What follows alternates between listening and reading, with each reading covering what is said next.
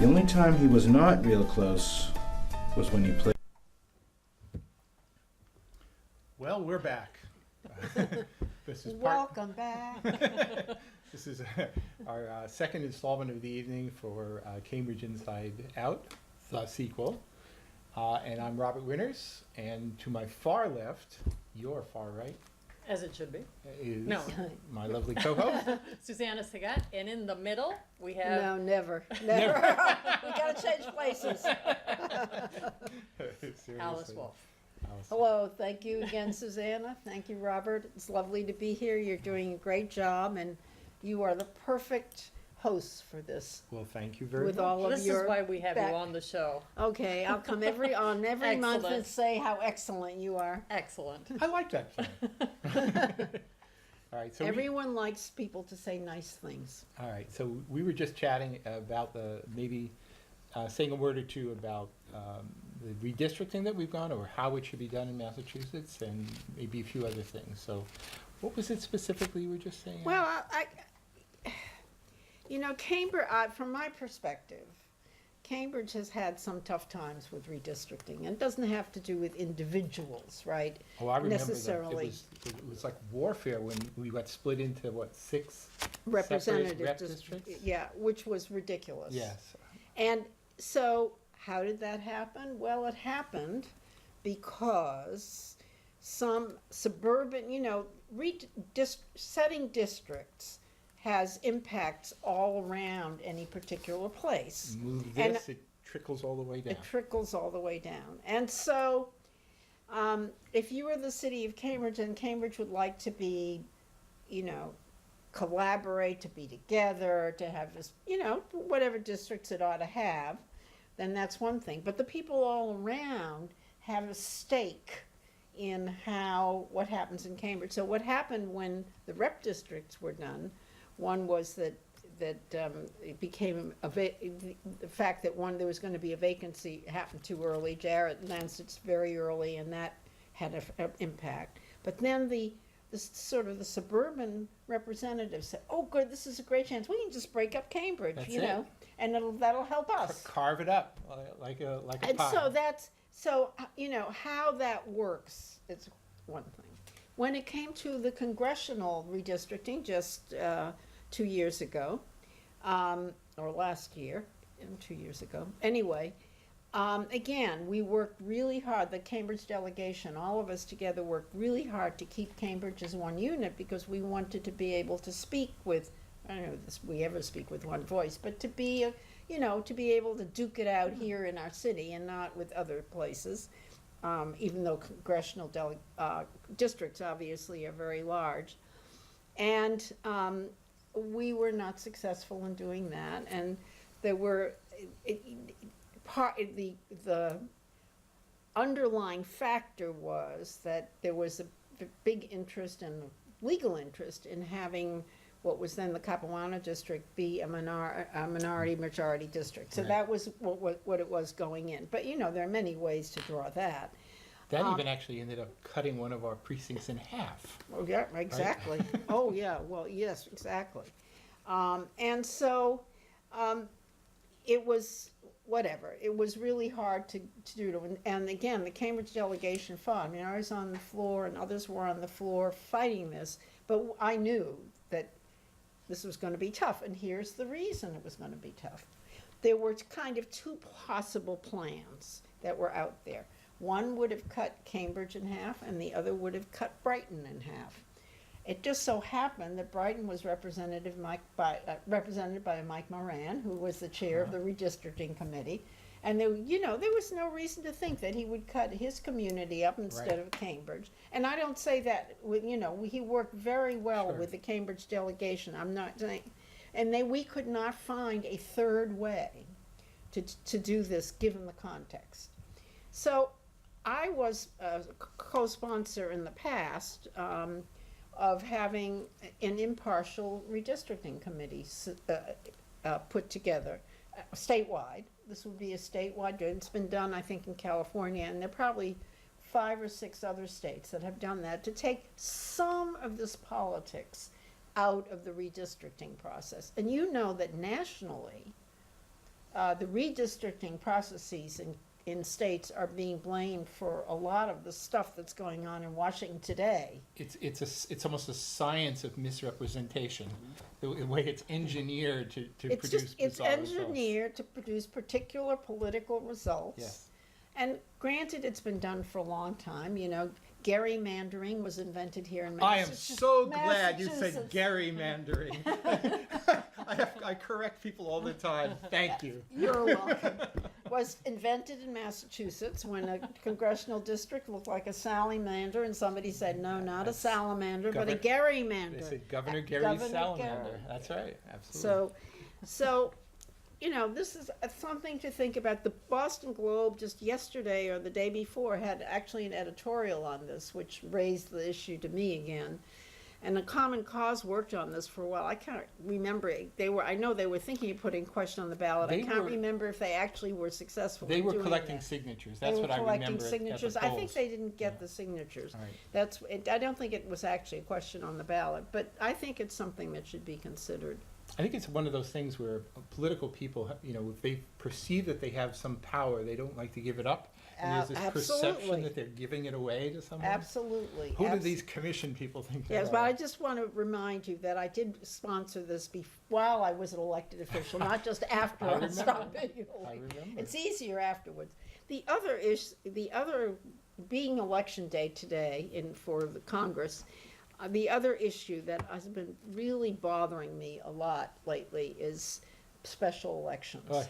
Now, granted, sometimes probably it couldn't be helped, but the reason I think that they are among the most undemocratic elections that we have, and the reason is that there's always a low turnout. They come at weird times. There's a low turnout. It's usually the primary where the ultimate winner is decided, not the general. Yeah. And that's always lower turnout. And it's a very low turnout, not like a regular primary Right. where there's a fight, A at special least. primary, A yeah. special primary at some random day, February, yeah, April, you know, whatever. Today. Today. October. Today, October.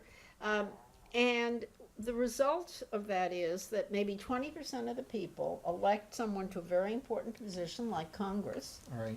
And, you know, once people are incumbents, they have a leg up, and it's That's much right. easier for them. And it's become like a epidemic in the legislature, because so many people leave to take other jobs, and then sometimes really Well, sad things happen. People die, but Sure. you can't help that. But I think somebody needs to relook at the rules of how to deal with that. Well, but Completely. politicians like it because then they can run for office without having to give up their seat.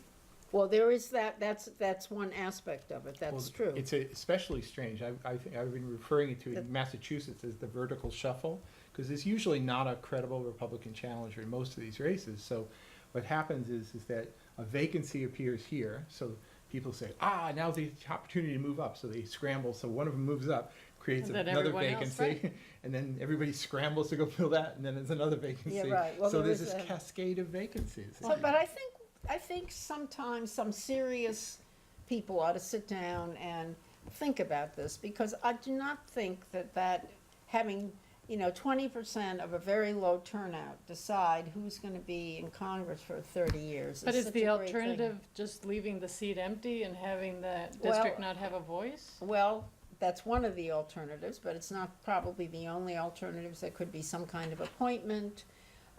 Or you could say, all right, if the time period is only so much, maybe there won't be that voice for that short time. Right. And what you get back for that is that you have a real election and it's more democratic. Yeah. Right. One of the thoughts that I've heard expressed, and it's something I personally support too, is having more of an open preliminary for these seats. No parties, just for vacancy replacements.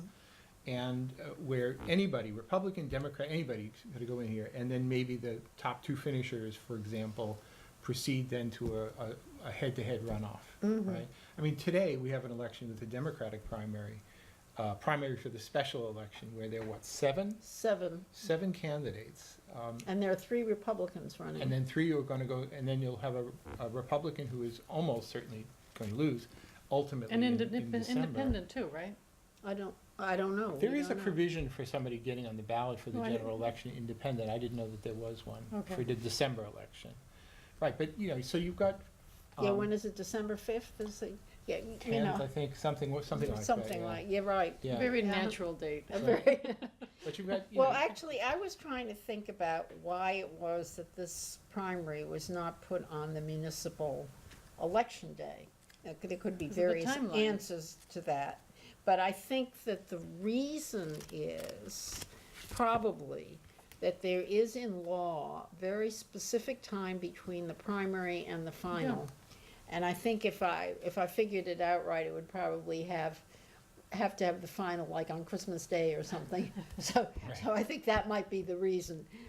Because it seemed to me, if you have it on a day where there are two elections, you're likely to get more participation and more turnout. yeah, there may also be a hardware reason too locally in that we have a particular Yes. configuration of the machinery to read PR Oh, ballots. that's and right. Yes. How capture would you do ballot that? That's true. No, I mean, you could probably rig the machines to do that. I think the Well, vendor rig's the can wrong actually do word. that. Well, Yes. I Yes. misspoke. Yeah. Did not use the word rigged in talking about You might have elections. to have, that's Yeah. true. I mean, there's Yeah. a lot of stuff about that, That's too. right. The It's technology here. interesting. Yeah, so that there, I I think, hadn't thought about the technology, but you might have to have two ballot boxes, and that in and of well, itself would and be, we have a fixed number of scanners, so, Yeah. you know. I think it could probably be done when they're programming the machines to God do it, forbid, we and- might have to go back to paper ballots. Those- Hand counting. Really. You Um, know, I fought computerizing PR elections for You quite a fought that? while. I did for quite a And why while, did you do that? partly because I thought, Well, wait a minute now, but the computerization actually happened, wait, maybe the original council order happened while you were still on the council?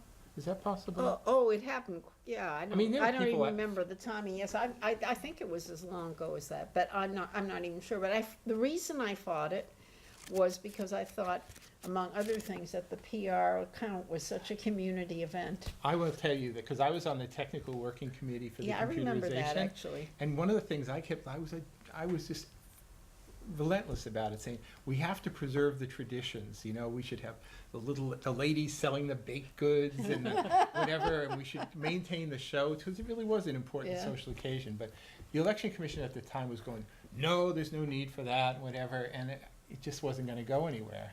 I'm kind of still hopeful that they'll at least bring back some of the, you know, the showiness of it all. Well, in the end, the reason that I changed my mind, well, first of all, by insisting that there be a paper backup, that was one piece that was very important. We were Yes. absolutely adamant about having the phrase was an auditable paper trail. Yeah. And when all that fiasco happened in Florida in the year 2000, Yeah. we felt so validated for having made our decisions to Yeah. always have an auditable paper trail. But the other reason was I guess you'd call it a political reason, and that is that because we had PR and because it took so long to count, it really people thought we were a laughing stock, and I thought, this is a really good voting system. You'll never be able to and- export it. And if people think it's really stupid because it takes so long to count it, We can it's change not that. good for the PR. And that's when I changed Alice, my mind and I'm- decided to, All I can say is great minds think alike, because that was exactly my rationale at the time too. Yeah. Exactly. Because, you know, I was there sort of promoting the original, get the order to actually move in that direction, and then they created it and we moved toward it. And it's interesting, because nothing happened until the fiasco in 2000, but since then, various places, nobody's adopting Cambridge-style PR just yet, except for maybe some small boards in Minneapolis, I think. yeah, there are. But No, they, I think San Francisco. no, they have ranked choice voting. Ranked choice voting, right. To elect one person, to elect a Mhm. mayor Yeah. and various supervisor seats, Yeah, right. like that. But it's always to elect one. They're not actually doing proportional representation where you elect multiple people. Yeah. That's a reform I'd love to see happen as well. But, you know, I don't think honestly that the use of ranked choice voting in some of these other places would have even happened had we not actually sort of demonstrated the simplicity Well, of it. actually, I tried to get the Democratic State Committee to use ranked choice voting You're a radical. for endorsing, candidates at the convention. I made a Yeah, real, I mean, I yeah. made a proposal Yeah, I'm on the rules committee. I made a proposal, which of course got tabled. But anyway, I made a proposal to do that because I thought that would be a really, really good place to try this out for when they're endorsing people, and Yeah. there are 5 candidates for governor, and there's this whole stupidity about the vote 15% splitting and 15% rule, vote, yeah. and then people are doing, and I thought that's really the way you would do a good job. I couldn't agree more. So that I did file several years, some bills to do that, but there was a time when there was an interest in it, the citizens were interested in it, and we pushed some of this, kind of voting thing, but then once that citizen group kind of faded back, it really was a waste of time. It's an file it. interesting point that I've made. I've thankfully had the opportunity to speak with some of the people who were involved in the committee for Plan E, who actually were bringing the planning and government together with proportional representation in Cambridge back in 1938 and 1940 elections. I don't think any of them are around anymore, but and I asked a question specifically when people were voting in those years for the new city charter. Were they voting for the election system, or were they voting for a city manager form of government? And they absolutely were voting for a city manager form of government. That was the priority. Yeah, I think in the 1940 election, even the proponents even downplayed the election aspect, because selling election reform is a hard sell. People sort of, Very hard. they either don't understand it, they don't understand why it's important. People in Europe, I think, know more and think about election mechanics much more so than most Americans, yeah. So it's, anyway, I appreciate the fact that you were at least carrying the ball on that for Massachusetts for a while. We were for a while, and Yeah. then it became clear that was not going anywhere because the momentum among activist groups just wasn't But there. when you see something like the recent Boston mayoral election, where in the end, originally there were a lot more, but I think eventually they whittled the field down to 12, Right. which then got reduced to 2 who will now run against each other. And in a city which, is Boston a majority-minority city? Yes. And so in the end, there were various minority candidates, the votes just sort of split all over the place.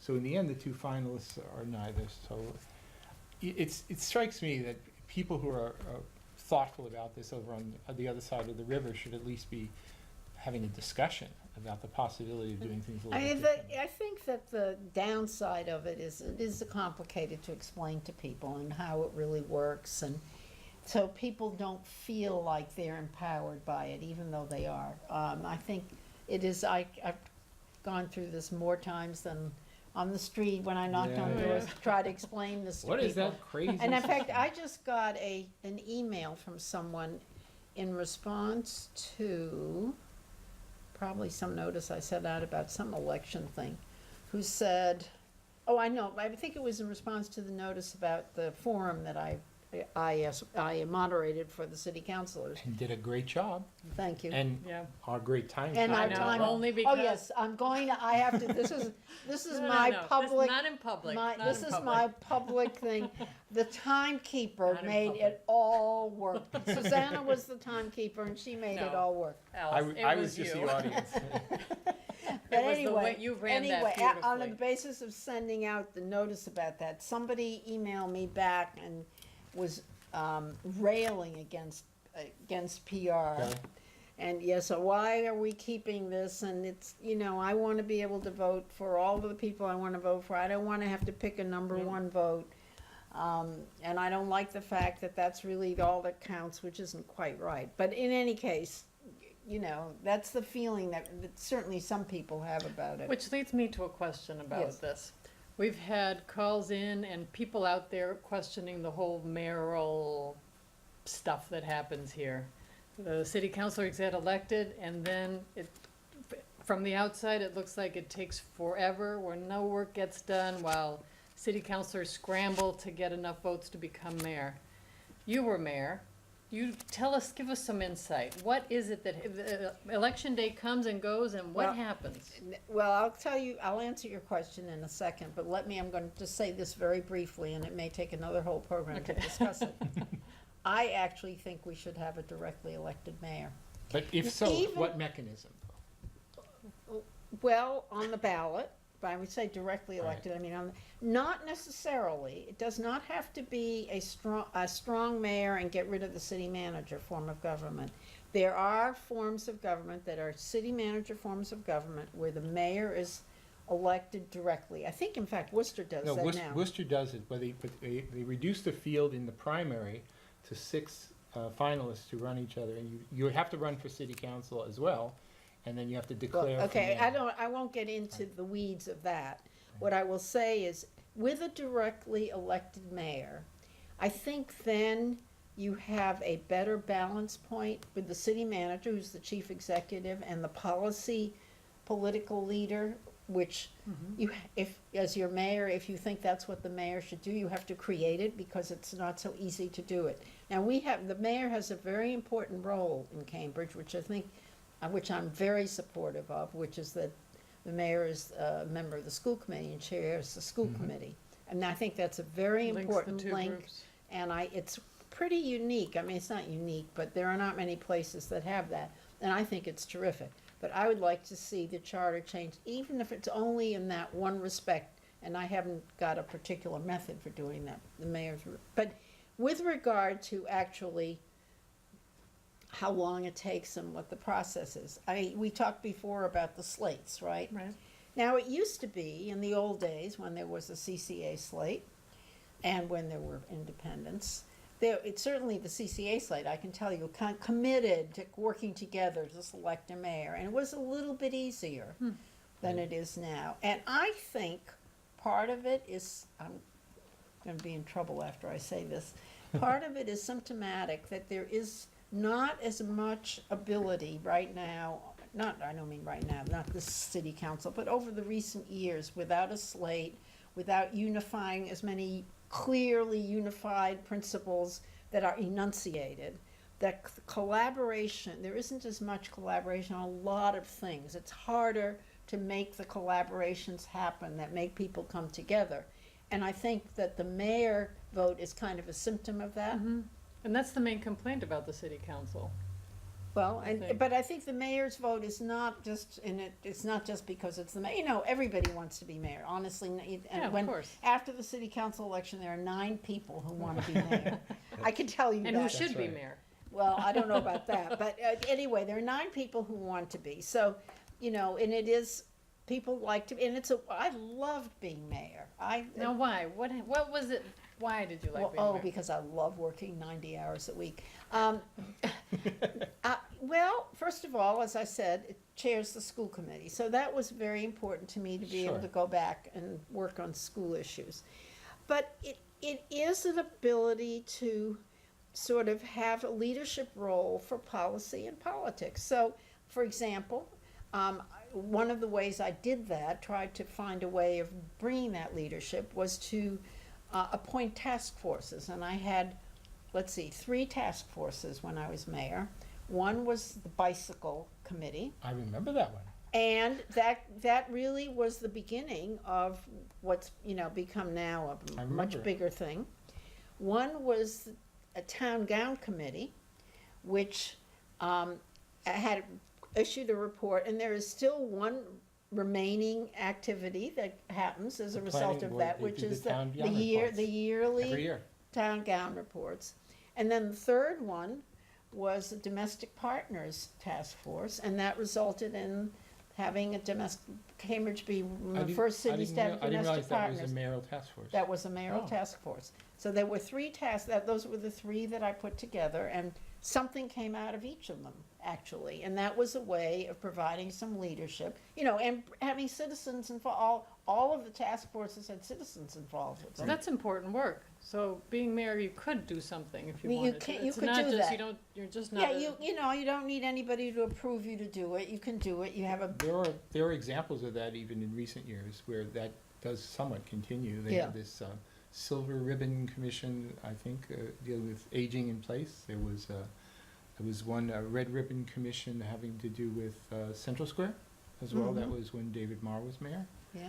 So it happens. Yeah, and there was, and actually it was not from the mayor, but Marjorie Decker led having a domestic violence Right.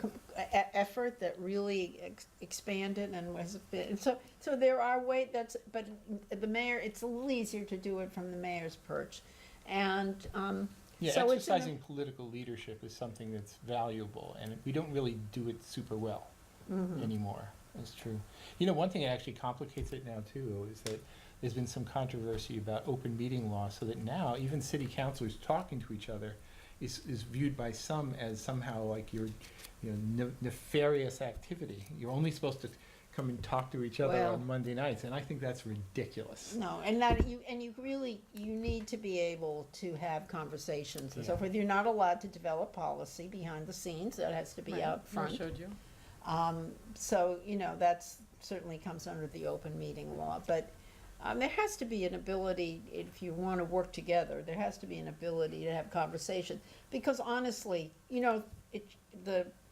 a lot changed when we went on cable TV, and the I city remember that council and too. the school committee. We have And 1 once- minute, by the way. What? have only one minute. So here, a lot changes when you're on cable TV, and you want to get grandstand. Yeah. I mean, that is, so that's a show. It's not quite as much, I know that the city council has their roundtables and so forth, and they do other things, but it's not quite as, quite as much of an opportunity to collaborate and to You're right. exchange ideas. Yeah, So there absolutely has true. to be venue for doing that. Yeah, I hope we can find a way to do that, even if the legislature has to sort of tweak the open meeting law just to permit it without getting into legal trouble. So, Well, before we run out of time, if you haven't voted yet, go out and vote. It's election out day. there. You have till 8 p.m.